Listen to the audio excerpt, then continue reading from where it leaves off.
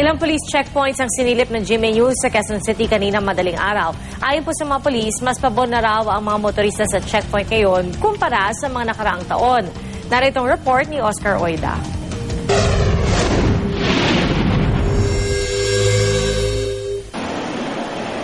Maliwanag ang kapaligiran, may mga karatula at bukod sa nakakumpletong uniforme, magagalang pa umano ang mga nakaposting pulis. Ganyan ang nadaanan namin checkpoint sa iba't ibang lugar sa Quezon City, partikular sa may Fairview at Timog Avenue.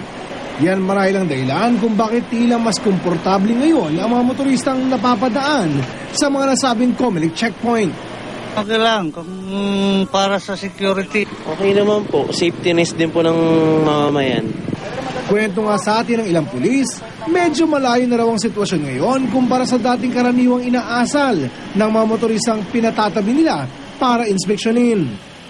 Yung iba naman, parang bang anti-police yan dating. Parang bang pag nasisita, ayaw magpasita ba? Marahil umano ay na-realize na rin ng publiko ang importansya ng mga nasabing checkpoint at tanggap na nilang para rin ito sa kanilang kabutihan. Ang deterrent to So, kung nakikisama sila, all the more na may peaceful ang environment natin. Ito ang balita sa Quezon City. Oscar Oida reporting.